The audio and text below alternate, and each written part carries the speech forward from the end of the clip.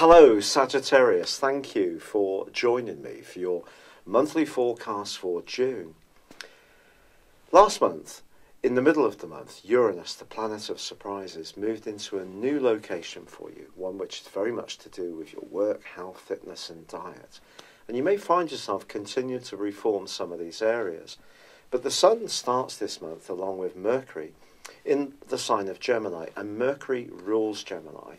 And this therefore can be a keen time for your relationships.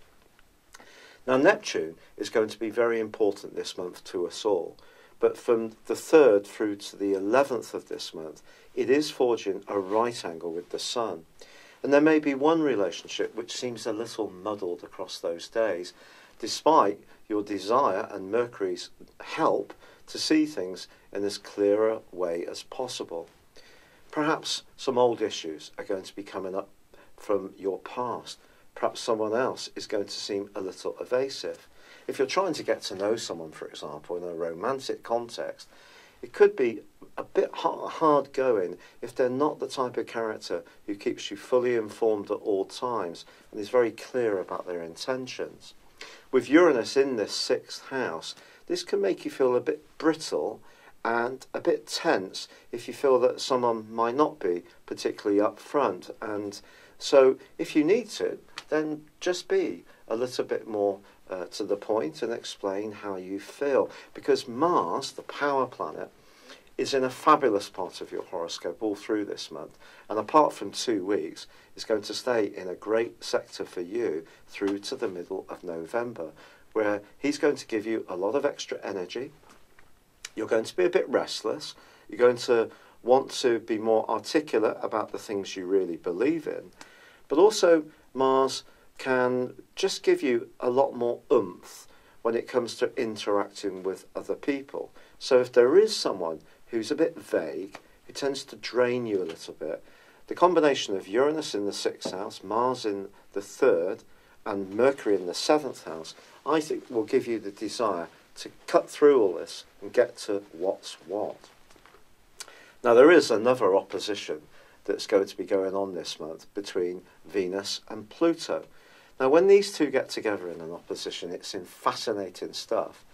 In this particular instance, and this goes from the 4th through to the 11th, this could be very hot when it comes to physical attraction.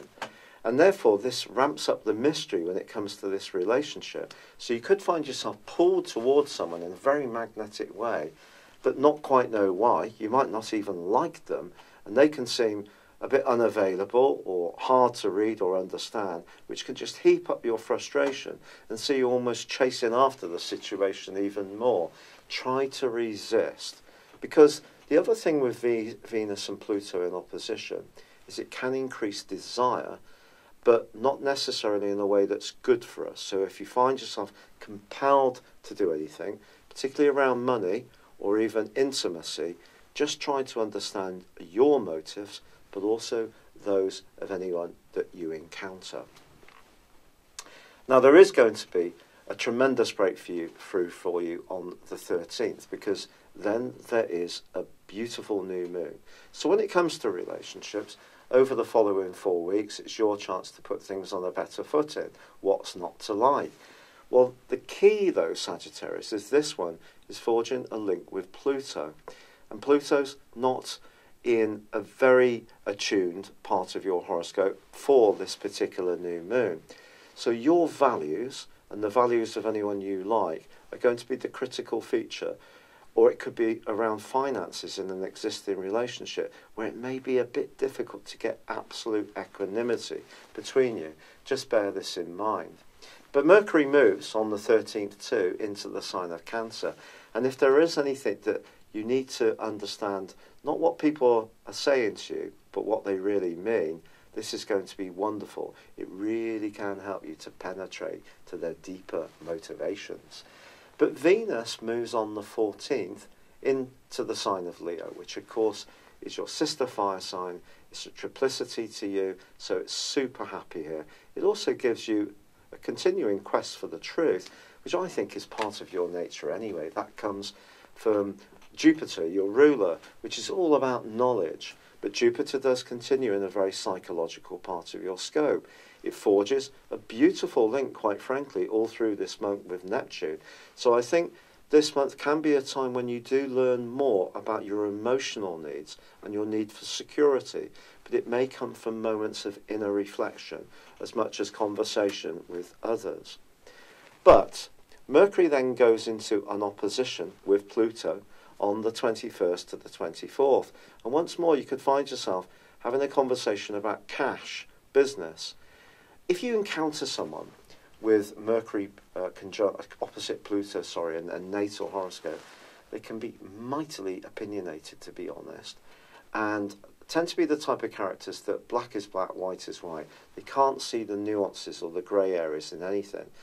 Because you are generally a philosophical person with that quest for knowledge, you can be very open-minded. Remember, I have Mars in Sagittarius, along with Saturn, so I get that need for knowledge.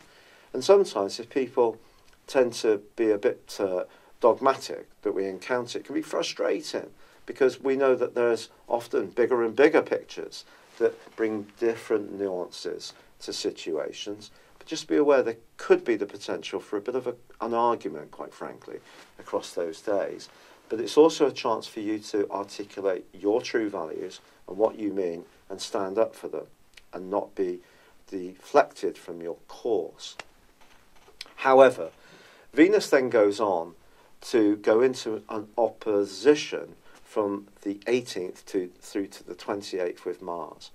When these two are opposing, it can give us a greater desire for intimacy. That's me being very discreet about sex. Okay, I wasn't so discreet then. But it can also give us a desire to go for things where we're not quite in balance between our more feminine and masculine sides, which we've all got. Just be aware of this around all relationships. Actually, I think Venus in the 9th house is a lovely location. If you're travelling, if you're someone who loves to go off on any kind of journeying or adventures, you could encounter someone that you find really exciting. Or you could just be talking into the wee small hours about the meaning of life, or how long it takes to walk to the moon and back, that kind of stuff. But equally, in a more serious context, if you are trying to make a relationship work, it is about balancing the different sides of it. Your side of it may be different from the person you're trying to cooperate with. It's not impossible to meet in the middle with this aspect, but it is challenged. Also, all through this month, Mars is in opposition with the North Node, that point of destiny, which has been in the sign of Leo and has been asking you to widen your horizons ever since May 2017. So this Venus opposition with Mars is going to join in with that and ramp this up. I think because you do love to be a free spirit, if there's any situation which stops you being a free spirit, that could be a bit of an issue. So, going back to Uranus in your 6th house, if you're in a job which is boring, dull, predictable, people just always want you to focus on minor details which don't really engage you, then that might be an area that you want to break out and do something more enterprising. Equally, it could be that you've always worked very hard, had no problem about it at all, but want to award yourself that trip of a lifetime to somewhere really exotic. Why not if you can afford it? It could be really uplifting to do this. On the other hand, it could just be very much nearer to home. It's just about trying to make your closest relationship work.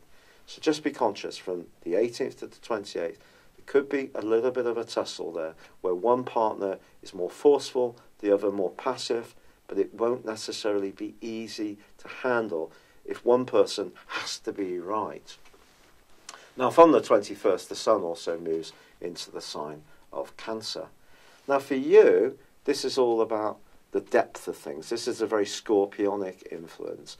In a more practical context, it's about finance, it's about long-term planning, it's about business and enterprise, entrepreneurship.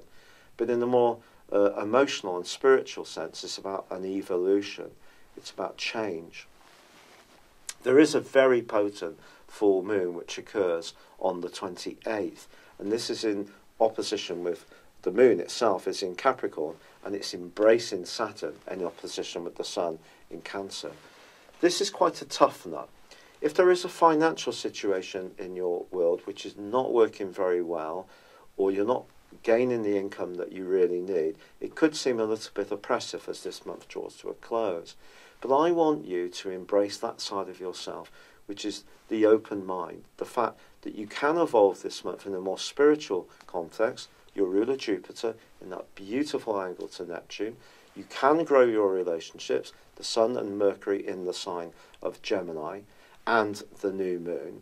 But you do need to be aware of what you believe in, what you really believe in, but not to the point that you're not open and fluid and inflexible, but to the point where you are open, flexible and fluid, but at the same time have the trust in what's important to you to make sure that some elements of what you believe in are non-negotiable. Hang on to those, because someone could try to swing you, persuade you, steer you off course this month in a way which won't be particularly good for you.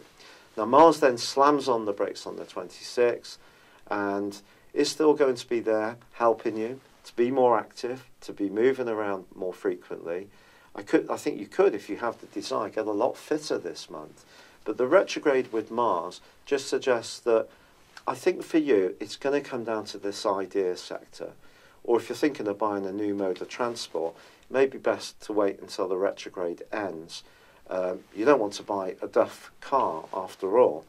But seriously, it is going to be important to treat this with a little bit of respect, because some of your drive could be diminuted somewhat by the retrograde.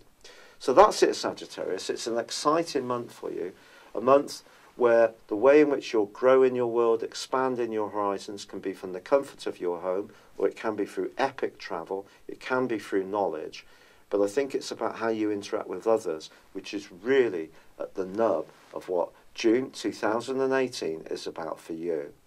It's been a real pleasure being with you. Thank you for joining me. I'd love it if you would like or comment on this video, or perhaps subscribe to my channel if you've yet to do so. But for now, good luck and goodbye. Hello, thank you so much for watching my video. I'd love you to join me at my Horoscope Ace app. You can find this at www.horoscope-ace.com. You can use it through Android, iOS, Apple or Facebook. Check out your ascendant or your moon sign, or download your free birth chart. There's all your favourite videos, plus there are daily, weekly, monthly and yearly horoscopes for general, love, Chinese and Indian astrology. If your passion is tarot, there's my brilliant 3-card money or love tarot readings too. And it's all there at www.horoscope-ace.com. Thank you.